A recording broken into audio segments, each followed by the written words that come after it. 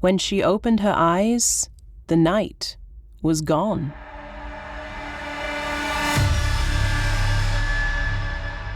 The stars, so familiar just moments before, had rearranged themselves into patterns she did not recognize.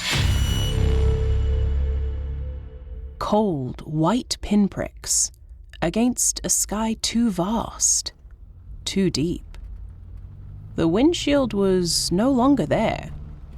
The road, the trees, the reassuring hum of tires over pavement, all vanished. She was floating, though she could still feel her body, heavy and trembling, as if the world's gravity had not yet released her. Something moved in the periphery, shifting in the thick silence. A shimmer in the air. Not light, but the suggestion of light. A thing that pulsed like breath. Shapes emerged, figures neither near nor far. Their forms stretching and compressing in a way that defied space, like reflections on the surface of disturbed water. Their eyes, dark and unreadable, regarded her with a detachment that made her skin crawl. Not hostile, not kind, simply observing. She wanted to speak, to ask. Where was he? Where was the car? Where was the ground? But the words tangled before they could form. A pressure filled her skull. Not pain, but a presence. Thoughts not her own, whispering without sound. We will begin now. The meaning was clear, though no one had spoken. She shuddered as the air itself seemed to tighten around her. Unseen hands pressing, probing. The figures did not move, yet she felt them closer. Their gaze pressed into her bones, sifting through her thoughts like pages in a book, lifting memories, weighing them, and setting them aside. Her dress. Something was pulling at it. Something unseen, parting the fabric like mist. Cold metal kissed her skin. A sound, distant and low, vibrated through her chest.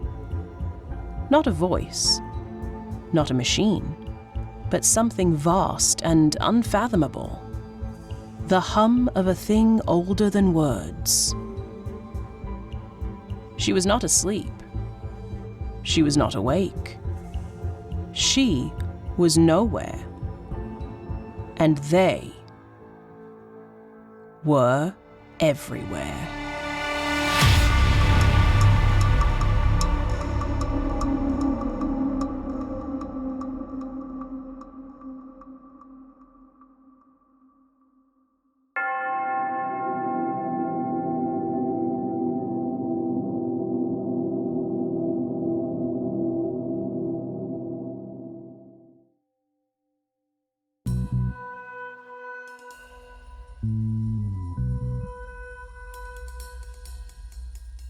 It was nearing 10 p.m. when Betty and Barney Hill slid into a corner booth at a roadside diner off US Route 3.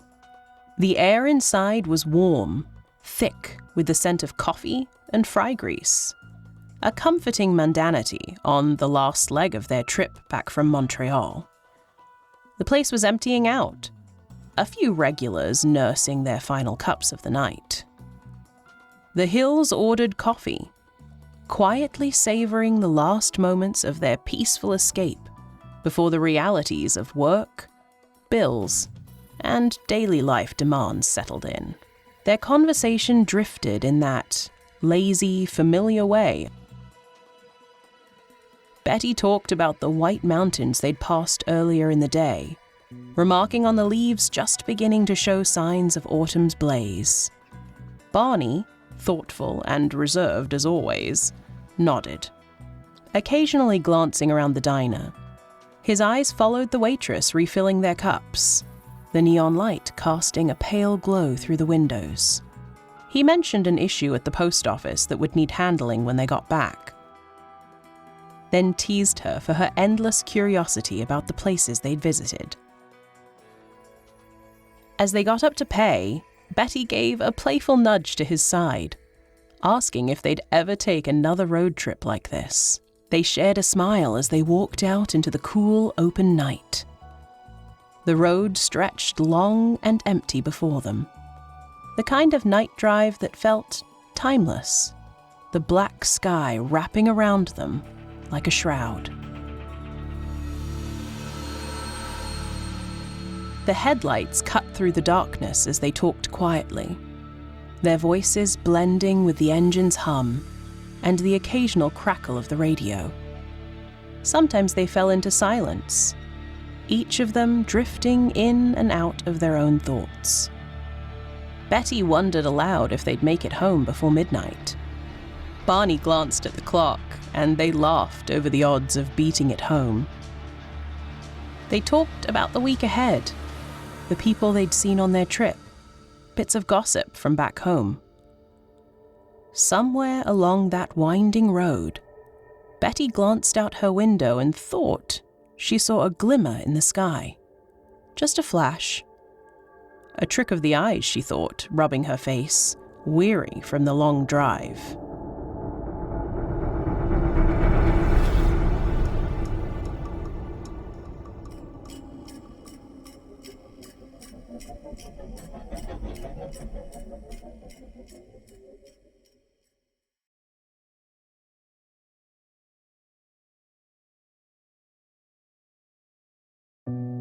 Then, as if waking from a dream, they found themselves back home, standing in their driveway, the early morning chill hanging heavy around them.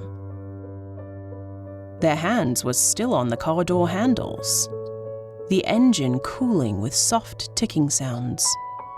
The familiar warmth of their banter was gone, replaced by a heavy silence that neither could quite explain. They looked at each other, eyes wide and unfocused, both sensing the same hollow unease. They didn't speak as they walked to the front door, not even glancing at their bags, which lay scattered in the back seat, half open and disordered. Betty's hand trembled as she fumbled with the keys, her mind thick with the fog of something ungraspable. Once inside, they moved silently, like ghosts through the rooms, shedding their jackets and shoes. Only then did Betty notice the tear in her dress, a long, jagged rip across the fabric that she didn't remember making. Barney looked down at his shoes, scuffed and scraped, as if he'd been dragged over gravel. The hours between leaving the diner and arriving home felt like a black hole, a stretch of time that vanished, swallowed up by something beyond their understanding. They went to bed without speaking, both of them feeling as though they'd returned from somewhere they couldn't remember. A place far more foreign than the towns they'd passed through just hours before.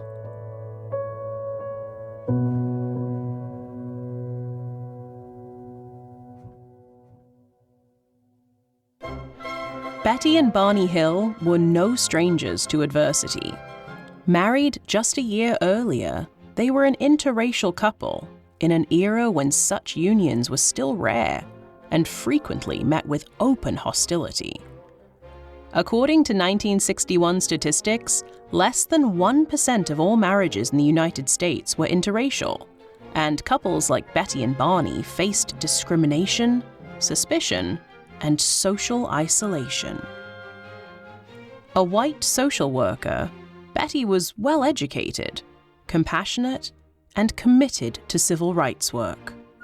Barney, a black postal worker and an active member of the NAACP, was equally dedicated to fighting for justice. They were highly involved in the civil rights movement, driven by a sense of duty to push against racial boundaries in New England, where racial tensions were more quietly insidious, but still potent. They often traveled together, speaking at local events and meetings, hoping to be part of the change sweeping the nation in the early 1960s. The Hills' decision to marry and live openly as a couple in New England made them trailblazers, a target for scrutiny at a time when society was only beginning to grapple with the concept of racial integration. Their union was both a personal and political act, and their involvement in civil rights would have made them cautious about any action that might invite public ridicule. The stakes were high for Betty and Barney, and adding the tale of an inexplicable abduction to their public persona risked alienating them even further.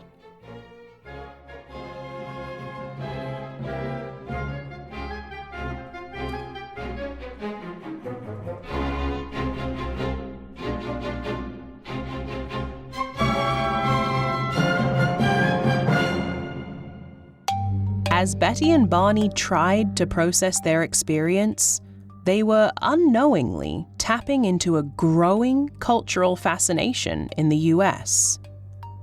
By the 50s and 60s, tales of mysterious flying objects had begun to permeate the national consciousness, spurred on by the dawn of the space age, and a host of sci-fi media that explored themes of alien contact and extraterrestrial intelligence. The UFO phenomenon was already big news. The term flying saucer was coined in 1947 after Kenneth Arnold's famous sighting in Washington state, and numerous incidents reported throughout the 1950s stoked fears and curiosity about visitors from beyond the stars. This fascination was only heightened by government interest. Programs like Project Blue Book, launched by the US Air Force in 1952, investigated UFO sightings. And while most were dismissed as misidentified aircraft or natural phenomena, the government's involvement fueled public intrigue. Rumors circulated of government cover-ups and secret investigations, leading many to believe that the truth was out there, kept hidden by those in power. The iconic Roswell incident of 1947, which involved claims of a crashed alien spacecraft in New Mexico, became a symbol of the mysterious and untouchable. And in the minds of the public, the skies were full of secrets.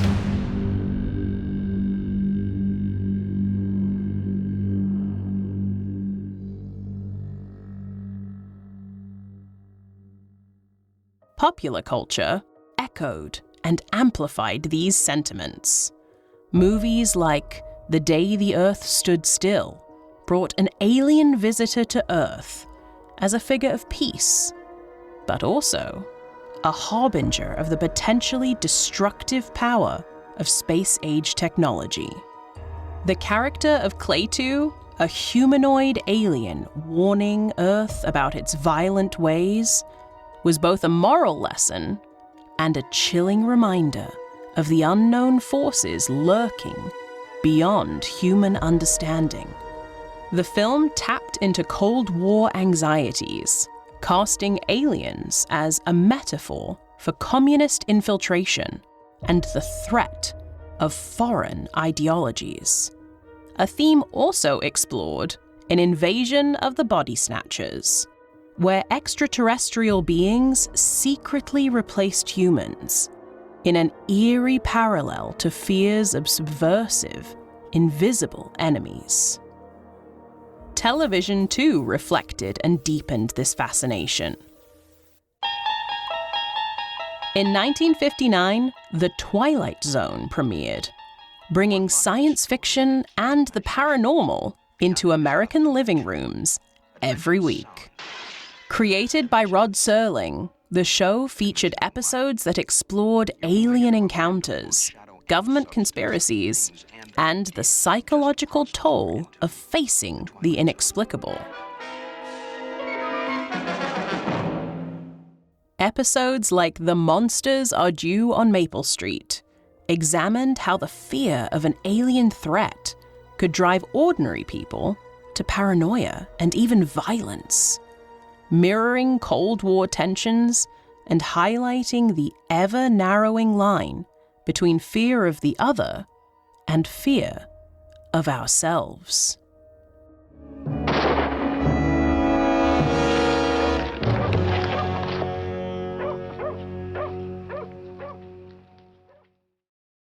Comics and books also rode the wave of fascination with outer space.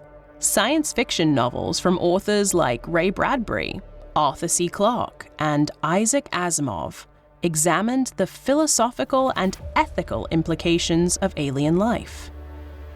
Bradbury's The Martian Chronicles offered a deeply human look at humanity's colonization of Mars, using the alien other to mirror humanity's weaknesses and hopes. Aliens were no longer just threats or invaders. They became symbols of humanity's inner conflicts, ethical dilemmas, and our place in the universe.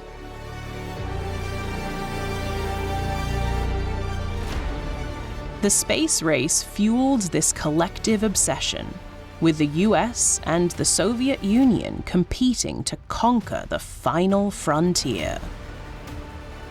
The 1957 launch of the Soviet satellite Sputnik shocked Americans, marking the beginning of an era in which the sky seemed to hold both limitless potential and terrifying vulnerability. What if something was already out there?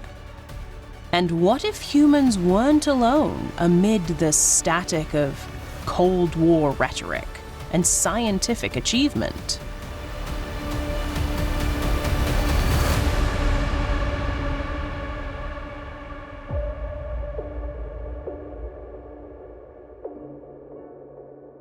The Hills may have absorbed these cultural elements consciously or unconsciously, their minds primed with imagery and fears that were pervasive in the air they breathed.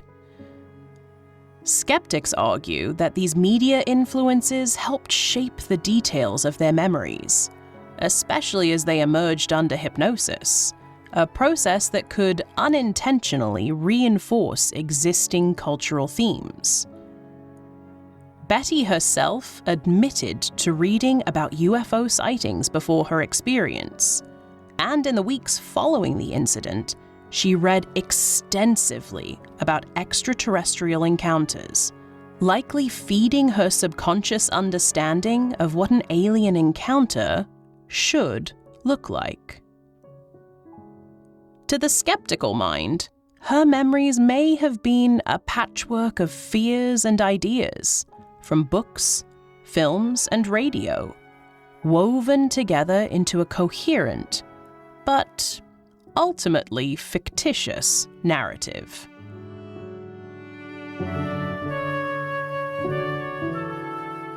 While Betty and Barney Hill's story was unlike any publicized alien abduction before, the cultural influences surrounding them were rich with tales of extraterrestrial life, advanced technology, and unknown intelligence watching from afar. Whether their experience was real or imagined, it resonated with the anxieties and hopes of an era captivated by the possibility of what might lie beyond Earth.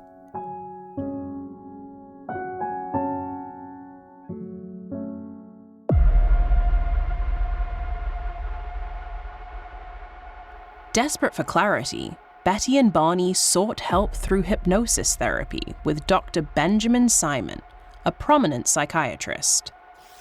Under hypnosis, the fragments of their experience began to take shape, revealing details that were both chilling and bewildering. Each remembered being stopped on the side of the road, the lights from an unidentified craft illuminating the trees around them. They recalled figures emerging from the light, humanoid, but alien, with large dark eyes that stared with an unearthly detachment. Betty and Barney were separated and led into the light, where they underwent examinations that felt clinical, mechanical. Betty described strange instruments and sensations, the touch of cold metal, and the unblinking eyes of the beings above her. Barney's recollections under hypnosis were more fearful, describing how he had resisted only to feel powerless under their gaze. The beings communicated telepathically, their words more like impressions than spoken language. For both Betty and Barney, the memories felt surreal and yet intensely real, like fragments of a nightmare that had somehow crossed into their waking world. One of Betty's most compelling and controversial details was her memory of a star map, an intricate pattern of celestial bodies shown to her during the encounter. She described it as a series of glowing dots, some connected by thin lines, forming a network of routes. Some paths were bold, as if indicating frequently traveled corridors, while others were faint and irregular. Betty had no clear understanding of what she was looking at during the experience, only that the beings regarded the map with significance. During one of her hypnosis sessions with Dr. Simon, she recalled asking them what the map represented. The answer did not come in spoken words, but rather as an impression pressed into her thoughts. This is where we come from. This is how we travel. The memory of the map lingered in her subconscious, elusive but persistent, until she was asked under hypnosis to reproduce it on paper.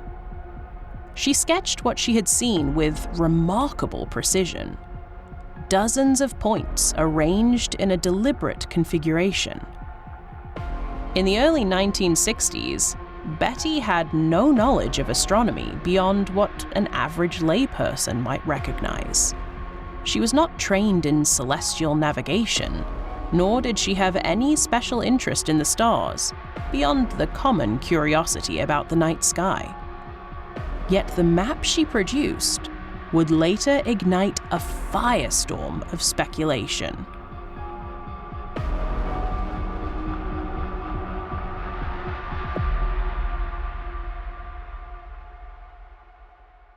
In the mid-1970s, years after Betty drew her map, the case fascinated an Ohio schoolteacher and amateur astronomer named Marjorie Fish. Fish theorized that if Betty's star map represented an actual stellar formation, it should be possible to match it with known astronomical data.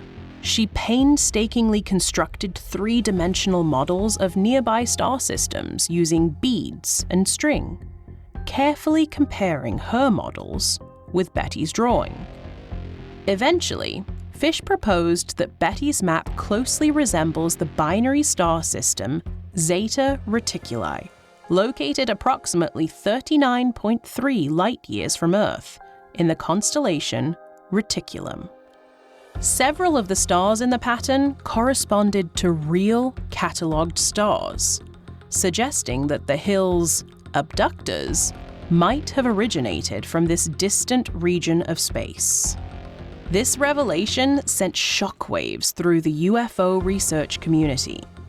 If Betty had indeed seen a real, verifiable star system, one that she could not have possibly known about at the time, then what did that mean for the credibility of her account? Some proponents of the case pointed out an eerie coincidence. Zeta Reticuli is an unusual system in that it contains two sun-like stars, which could potentially support habitable planets. Could it be that Betty had unwittingly provided evidence of an extraterrestrial civilization?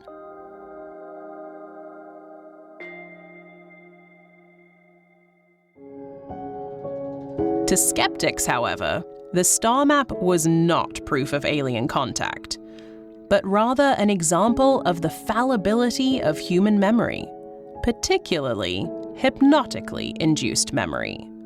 Critics argued that Betty had been exposed to a growing cultural fascination with UFOs before and after her experience, and that her mind had unconsciously filled in the blanks during hypnosis, perhaps influenced by astronomy books she read in the aftermath of the abduction.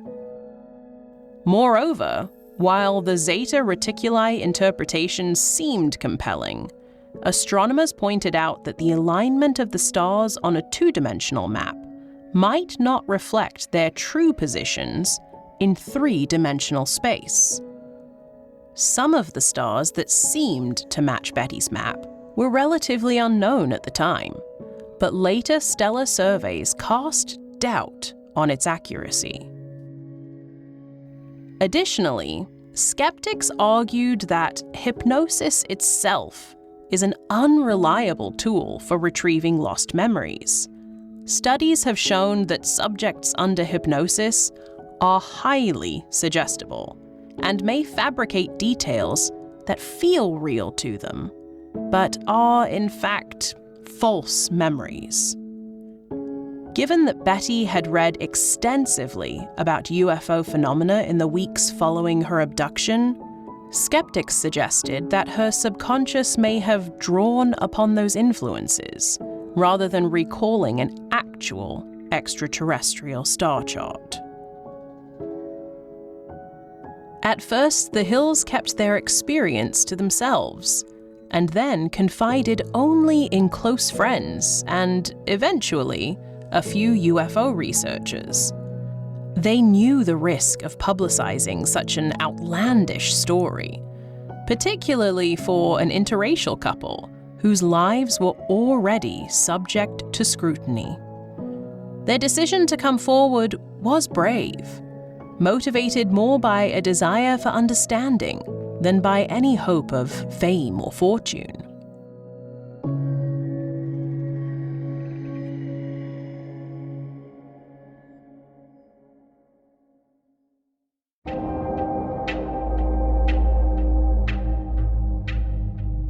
Their story eventually reached journalist John G. Fuller, who chronicled it in his 1966 book, The Interrupted Journey.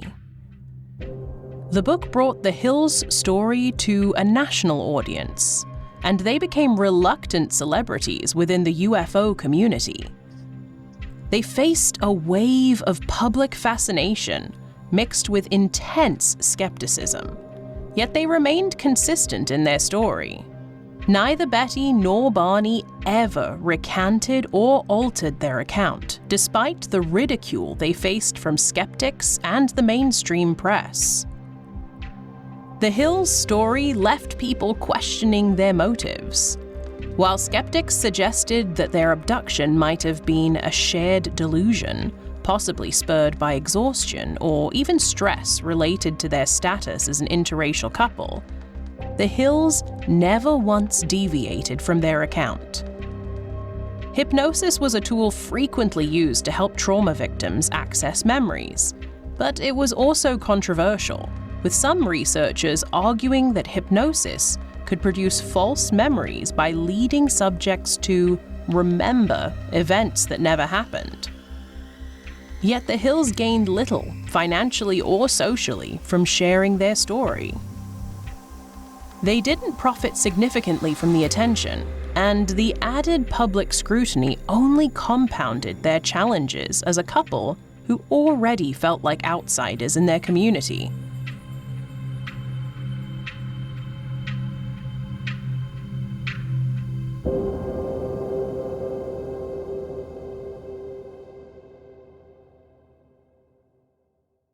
I'm thinking I'm asleep.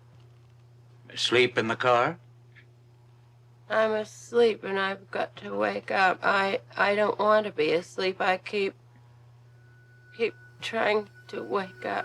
The story of Betty and Barney Hill has persisted as a touchstone in both UFO folklore and broader cultural discussions on belief, memory, and the nature of truth. Despite its controversy, their account remains one of the most detailed and enduring cases of alleged alien contact. For Betty and Barney, this experience was more than a story.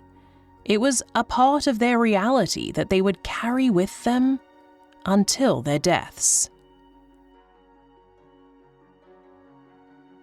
But reality and truth are not always the same.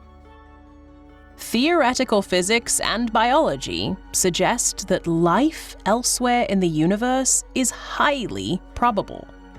Yet the vast distances between stars and the immense challenges of interstellar travel make the likelihood of extraterrestrials randomly abducting two people in rural New Hampshire extraordinarily small.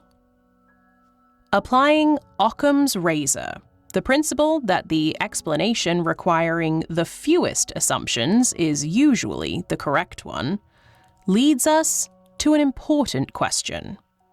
What is more likely? That an advanced civilization overcame the near impossible barriers of interstellar travel, bypassed all detection, and abducted the Hills before erasing their memories? Or that their experience, while deeply felt, was shaped by psychological stress, cultural influences, false memories, and the suggestive power of hypnosis? All factors that require no violations of known science? We cannot say with absolute certainty what happened that night. Only Betty and Barney Hill truly knew. But in weighing the probabilities, we must lean toward the most plausible, not the most sensational. Their story, though fascinating, is far more likely to be the result of the mind's ability to construct powerful, convincing false memories than an unprecedented extraterrestrial event.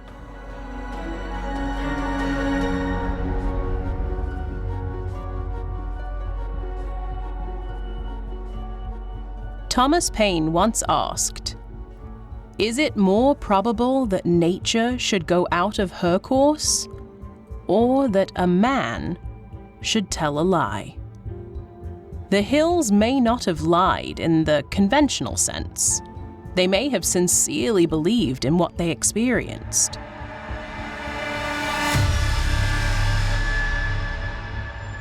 But belief is not proof, and extraordinary claims demand extraordinary evidence. And in this case, extraordinary evidence simply does not exist.